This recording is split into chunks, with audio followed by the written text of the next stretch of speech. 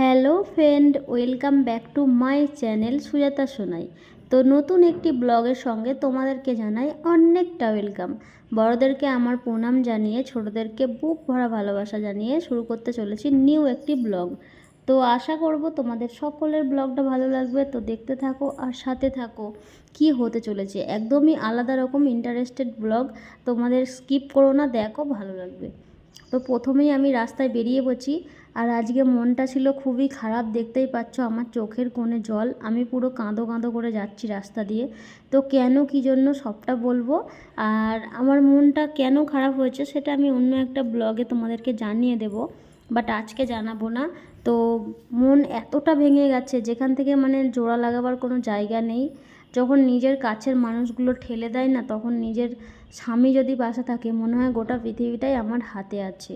তো সেরকম একটা মন ভাঙা ব্যাপার আছে, তোমাদের সেটা পরে বলবো। তো এটাই দেখো যে রাস্তায় আমি পুরো কাঁদতে কাঁদতে যাচ্ছি।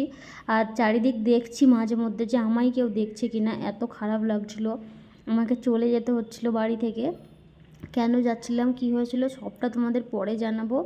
তো তারপরে আমরা কিছুটা এসে কিন্তু আমাদের যে কালনার যে বাস স্ট্যান্ড রয়েছে ওখানটায় কিন্তু আমি দাঁড়িয়েছি। আমার বর গেছে মেডিকেলে কিছু মেডিসিন নেওয়ার জন্য। আর এখানটায় দেখো আমার মেয়ে কিন্তু তোমাদেরকে হাই করলো।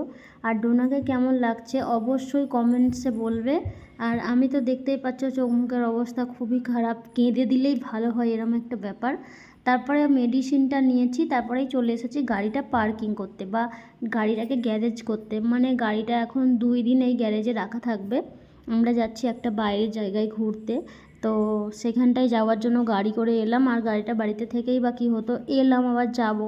গাড়িটা গ্যারেজ করে রেখে দিয়েছি। আর মেডিসিন বলতে মাথা যন্ত্রণা, জ্বর, হাত পা ব্যথা যন্ত্রণা, এইগুলোর একটু টুকটাক মেডিসিন নিয়েছি। যেহেতু আমি কান্নাকাটি করছি, আমার বর আমাকে হাজার বুঝিয়েও থামাতে পারেনি, সেই জন্য এগুলো নিল।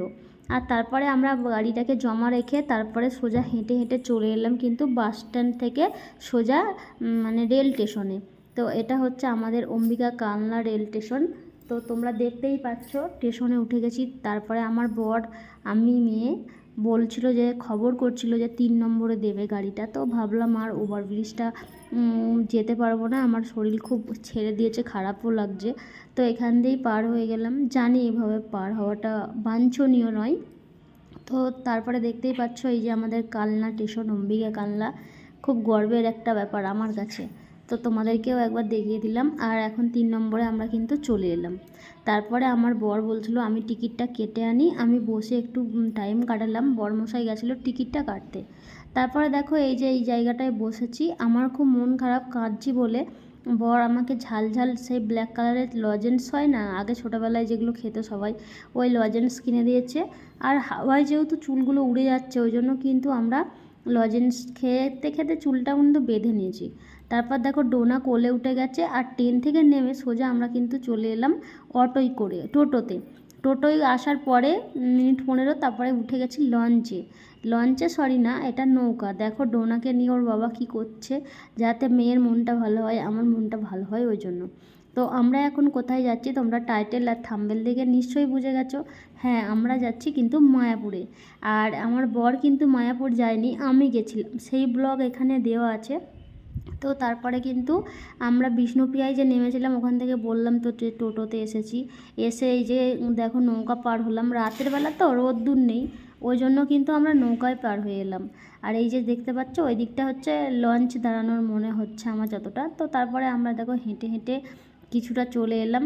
হেঁটে হেঁটে এসে কিন্তু আমরা যে হোটেলটাই যাব আমরা আগে থেকে কিন্তু বুক করে রেখেছিলাম। আর আমার বরের মনটা কিন্তু খুব ভালো ছিল। তো এই যে দেখতে পাচ্ছ এই হোটেলটা আমরা বুক করেছিলাম আগের থেকে। তো এখানটা একটা চেনা জানা দাদাভাই ছিল, সেই থ্রুতে আসা। এটা হচ্ছে ঘোষ গেস্ট হাউস। তো ওইখানেই আমরা উঠবো এখন গিয়ে। আর এখানটার পরিষেবাটা খুবই ভালো ছিল, তোমাদেরকে পরে বলবো কি হয়েছে না হয়েছে। আর এটা হচ্ছে মায়াপুরের বড় মন্দিরের যে সামনেই হোটেলটা, ওই হোটেলে। তো এই যে দেখো আমরা আস্তে আস্তে উঠে গেলাম, আমরা নিয়েছিলাম 3 তলা। তো আমার যেহেতু মনটা খারাপ ছিল, আমার বর তো আর জানি যে মন খারাপ কাটছে, তার মধ্যে ভিতর কখন এসি রুম বুক করেছিল সেটা আমার জানা ছিল না। তো দেখতেই পাচ্ছ বাইরেটা এরকম একটা ব্যালকনি টাইপের আছে পাশে। আর ঘরের ভিতরটা এই যে দেখছো ঢুকেই একটা সোফা রয়েছে স্টিলের, এই পাশটা রয়েছে বাথরুম, বেসিন, আয়না, সব কিছু এ টু জেডই ছিল। রুমটা খুবই পরিষ্কার পরিচ্ছন্ন। আর আমার মেয়ে ওখানে একটু বাথরুম করে নিল। আর এদিকে দেখো আমি এইখানটা ঘরটা খুবই ভালো, সবটাই মার্বেল করা। আর এই মিরারটা তো হেভি সুন্দর, আমার খালি ভিডিও করতে ইচ্ছা করছিল দেখার পরে, তখন আর কাঁদিনি, মনটাও ভালো হয়ে গেছিলো। আর এখানটায় দেখো একটা মানে চেয়ার, তারপরে হচ্ছে টেবিল রয়েছে, খাট রয়েছে, এ পাশটা জামা কাপড় রাখারও রয়েছিল। আর এইদিকে রয়েছে এসি, দুটো জানালা, ফ্যান। আর ঘরটা এতটা ক্লিন আর পরিষ্কার পরিচ্ছন্ন ছিল, আমার তো সেই লেগেছে।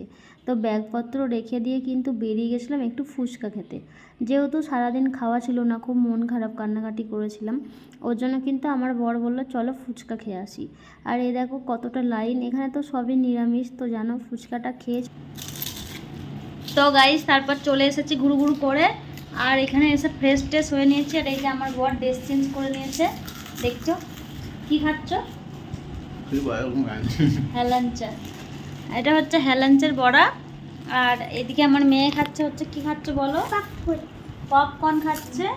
আর আমরা মানে ওই যে হোটেলটায় আছি, তো ওখানটায় কি অর্ডার দিয়েছি। আর ভীষণই গরম করছে, তার জন্য কিন্তু বেশি ঘুরিনি। এখন আমরা হচ্ছে চলে এসেছি খাবার দাবার নিয়ে। এখানটায় আছে হেলাঞ্চের বড়া, তোমাদেরকে একবার দেখিয়ে দিই। এই যে হেলাঞ্চের বড়া আর চপও আছে। আর যে রাতের ডিনারের অর্ডার দিয়েছিলাম সেটাও চলে এসেছে।